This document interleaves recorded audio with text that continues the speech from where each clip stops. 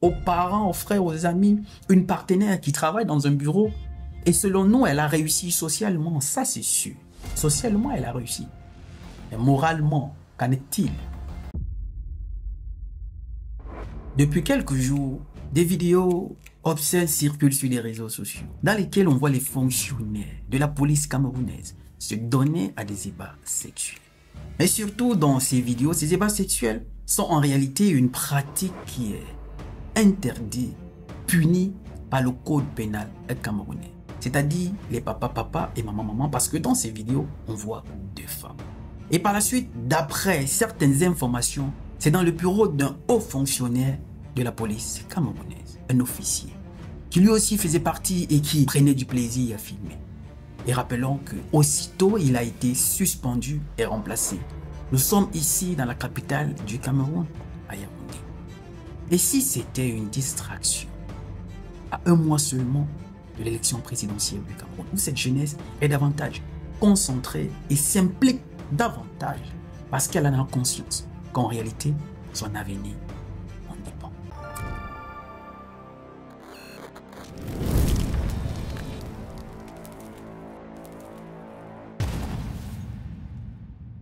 Vous avez peut-être vous aussi vu ces vidéos qui circulent sur des réseaux sociaux de ces fonctionnaires de la police camerounaise qui se donnaient à ces ébats sexuels.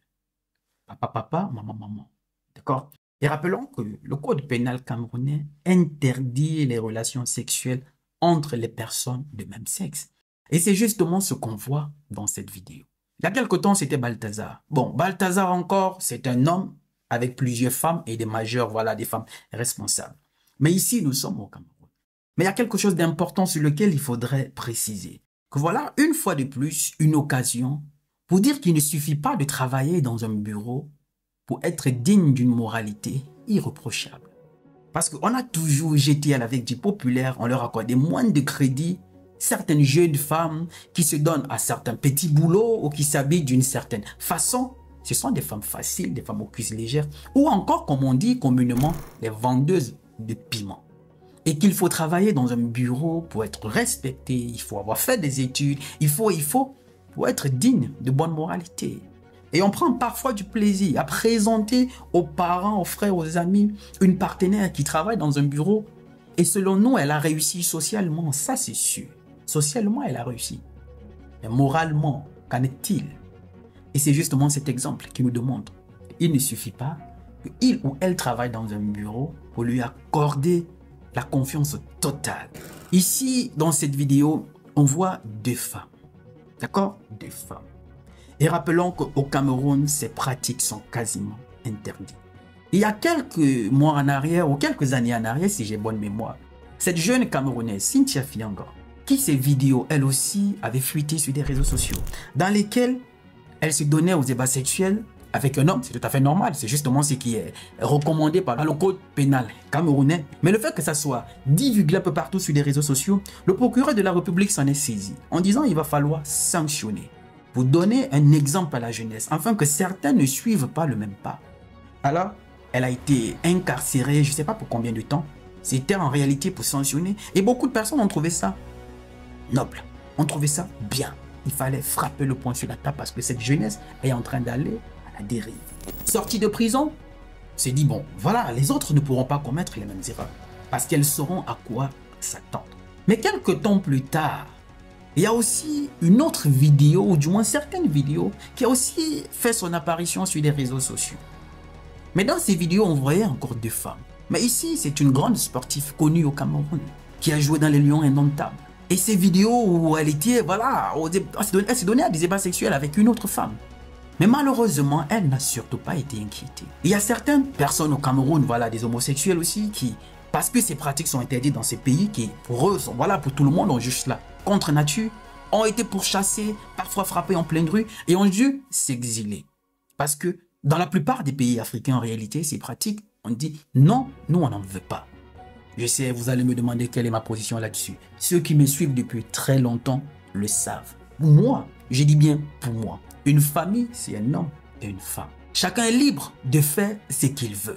Mais à partir du moment où cela va déjà à l'encontre de ce qui est prévu par les lois qui régissent un pays, Dans ce cas, il faudrait sanctionner. Comme certains chez eux interdisent à un homme d'avoir 2 ou 3 femmes, un homme doit avoir une seule femme parce qu'ils estiment que le mariage, c'est homme et femme. Et c'est tout. Certaines sociétés considèrent également, du moins la société dans laquelle moi j'appartiens et dans laquelle je reviens, une famille, c'est un homme et une femme. Bref, là n'est pas la raison pour laquelle nous faisons cette vidéo. C'est tout simplement essayer de se poser un certain nombre de questions que la jeunesse camerounaise se pose et que la plupart des jeunes, aussi de par le monde, qui sont fans de ce pays, se posent.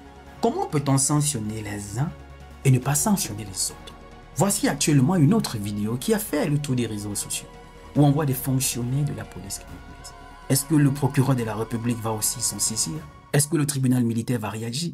Est-ce que la hiérarchie policière du Cameroun va se saisir ou va tout simplement décider de les sanctionner?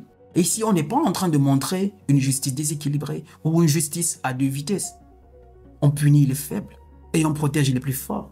Cette jeune qui a été punie parce que ses vidéos ont fait le tour des réseaux sociaux, qui est partie en prison, qui est ressortie, comment va-t-elle se sentir à partir du moment où on se dit, ben, j'ai été sanctionnée peut-être parce que je suis petite, parce que je viens d'une famille pauvre, parce que je n'ai personne, ou parce que je ne suis pas fonctionnaire, je ne suis pas connu, je ne suis pas célèbre.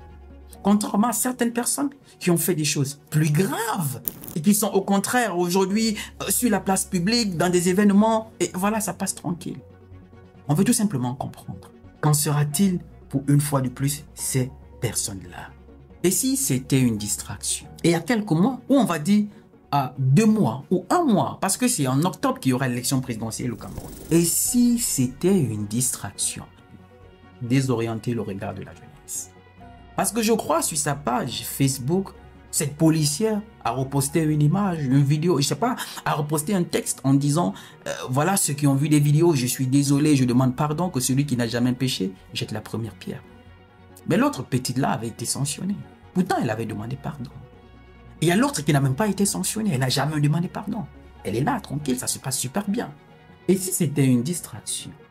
Parce que rappelons qu'en octobre, il y aura l'élection présidentielle au Cameroun, où le président Paul Biya est candidat à nouveau pour, voilà, je ne sais plus son 40e mandat, je crois que c'est le 8e mandat, j'ai plus bonne mémoire, mais qui est candidat à 92. Pour une fois, la jeunesse camerounaise est concernée par cette élection. Elle a pris conscience que son avenir en dépend. Et vous allez voir, la plupart des jeunes, des jeunes aujourd'hui ne parlent que de cette situation. J'ai dit, là, il s'agit de notre avenir. Chaque jeune doit être conscient du choix qu'il fera. Parce que les conséquences, c'est nous tous qui sommes en train de payer. Et ceci depuis très longtemps. Et le système en place a quand même trouvé une stratégie pour diviser cette jeunesse.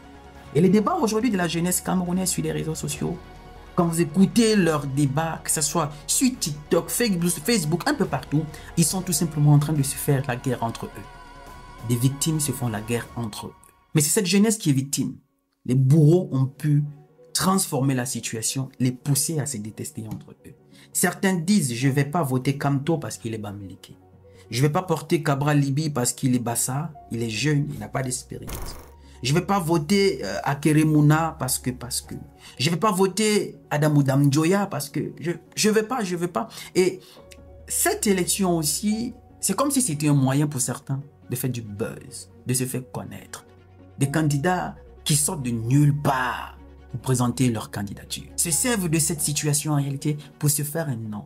Ce qui fait davantage que la distraction s'accroît pour désorienter le regard de la jeunesse. Mais il y a une chose dont chaque jeune devrait être conscient. Pas seulement la jeunesse du Cameroun, mais la jeunesse de l'Afrique entière. Parce que le Cameroun, c'est en réalité un poumon économique en Afrique. C'est le cœur de l'Afrique centrale. Parce que s'il arrive que le Cameroun connaît une si grande crise, c'est l'Afrique entière qui sera impactée. D'où ce qui se passe au Cameroun concerne le Gabonais. Ce qui se passe au Gabon concerne le Congolais. Ce qui se passe au Congo concerne forcément l'Ivoirien, ainsi de suite. Parce que nous sommes tous liés.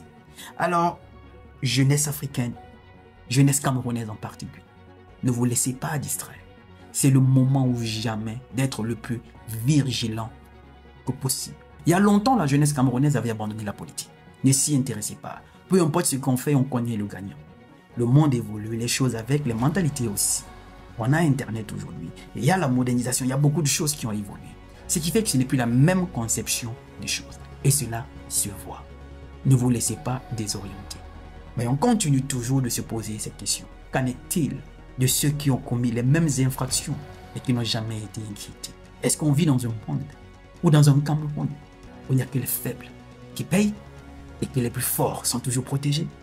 Je me pose cette question, comme la plupart des Camerounais. Il n'est jamais trop tard pour recommencer, pour bien faire, pour se rectifier, pour corriger le tir. Oui, il n'est jamais trop tard, parce que le rêve n'a pas de date d'expiration. Je suis Roland Kamba, ton frère. Salut.